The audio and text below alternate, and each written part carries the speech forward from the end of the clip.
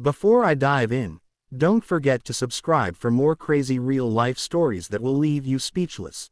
Today's tale is about how a power-hungry Karen thought she could destroy my life, but instead, she ended up losing everything and going straight to jail. So grab a seat, because this one is going to blow your mind. I bought my dream home 3 years ago in what was supposed to be a quiet, family-friendly neighborhood, a place where kids rode their bikes on the sidewalks and the biggest drama was someone forgetting to roll their trash cans back from the curb. But I quickly learned that the neighborhood had a self-appointed queen. HOA president, Karen, a woman who believed the entire block should bend to her will, and she wore her title like a crown, strutting around with a clipboard, making notes about lawns, mailbox colors, and even how long your car sat in the driveway. And although at first I tried to get along, smiling politely and nodding at her endless lectures about community standards, I couldn't have imagined how far her obsession with power would go until it collided with my home, my life, and my future in ways I couldn't have predicted. Because when I tell you Karen wasn't just nosy, she was ruthless, manipulative, and downright cruel, I mean it. And it all started one ordinary Saturday morning when I woke up to the sound of heavy machinery outside my house, thinking maybe the city had some maintenance work scheduled. But when I walked outside in my pajamas, my jaw dropped to the floor. A demolition crew was lined up in front of my home, engines running, workers in hard hats waiting for the green light, and there in the middle of them, clipboard in hand and smug grin plastered across her face, was Karen, pointing directly at my property like she was the commander of some military operation, shouting, "That's the one, take it down." And for a second I thought I was hallucinating, because why would anyone demolish my home? My perfectly fine, paid-up, structurally sound house, without warning. But before I could process it, the wrecking ball was already swinging, smashing through my garage like it was made of paper, and I screamed, running toward the workers, waving my arms frantically, "Stop! Stop! This is my house." But the foreman shook his head and told me they had orders from the HOA to clear the lot for a new community project, something about a shared clubhouse and recreational area. And apparently Karen had convinced the board that my property was abandoned and unsafe, even though I'd been living there the whole time.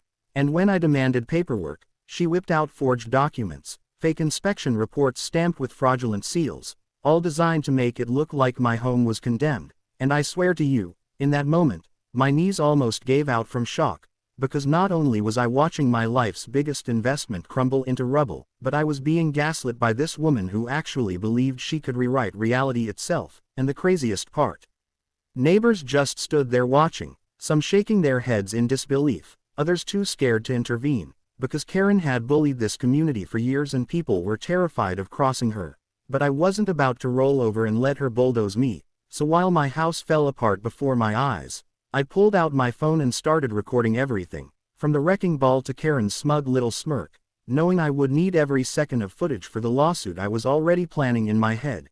And that's when things got even darker, because Karen didn't just want my house gone, she wanted me gone, out of the neighborhood completely, and she had more tricks up her sleeve than I could have ever imagined. She tried to paint me as some kind of criminal squatter, telling the police I had illegally occupied the home after the real owners had moved away, but luckily I had every deed, mortgage receipt, and bill in my name to prove otherwise, though by the time the officers arrived, half of my house was already reduced to a pile of dust and debris, and Karen had the audacity to tell them I should be grateful, because the HOA was upgrading the community, and that personal sacrifices had to be made. And that's when something inside me snapped. I told her right then and there that not only would I sue her personally, but I would drag her through every courtroom in the state until justice was served, and the look on her face when she realized I wasn't afraid was priceless. But still, she smirked and said, "You'll never win, sweetie, the board is on my side." And for a moment, I actually worried she might be right, because the HOA had money, lawyers, and influence, while I was just one person standing in the ruins of what used to be my life. But what Karen didn't know was that she had messed with the wrong person, because I wasn't just angry, I was strategic, and I knew how to dig into records, file complaints, and expose fraud. So while I moved into a friend's basement temporarily, I spent sleepless nights gathering evidence, piecing together every shady thing Karen had done, from misusing HOA funds for her personal vacations, to manipulating elections by faking ballots, to threatening elderly residents into paying bogus fines. And the deeper I dug, the more corruption I uncovered, until I had a mountain of proof that could bury her.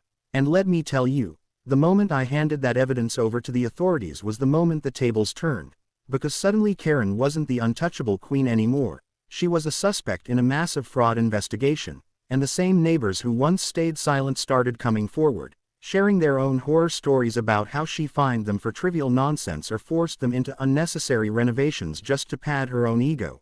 And before long, the FBI was involved, tracing embezzled funds from HOA accounts straight into Karen's personal bank. And when she realized the walls were closing in, she tried one last desperate move, attempting to bribe me into dropping charges by offering to rebuild my house with HOA money. But I laughed in her face and told her there was no price tag big enough to buy my silence, because this wasn't just about me anymore, it was about every neighbor she had terrorized for years. And when the trial finally began, the courtroom was packed with residents eager to see justice, and the jury didn't even need long to deliberate.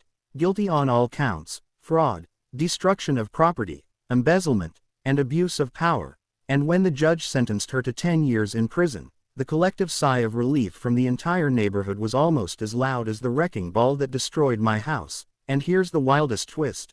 Because of the lawsuit I filed, not only did I win a massive settlement that covered rebuilding my home from scratch, but the HOA was dissolved entirely, freeing the neighborhood from Karen's reign of terror, and I became somewhat of a local hero, with news crews interviewing me, headlines blasting, HOA president jailed after illegally demolishing residents' home, and people from other communities reaching out, thanking me for standing up, because it gave them courage to fight back against their own tyrannical HOAs. And though I wish I could say that was the end, here's the kicker.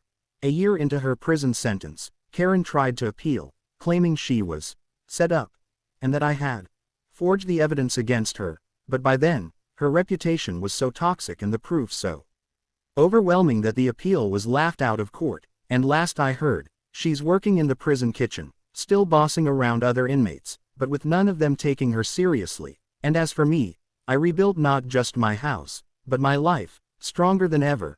And every time I walk into my beautiful new home, I think about how close I came to losing everything, and how sweet justice feels when it finally comes full circle. So if you ever find yourself dealing with a Karen who thinks she's untouchable, remember my story.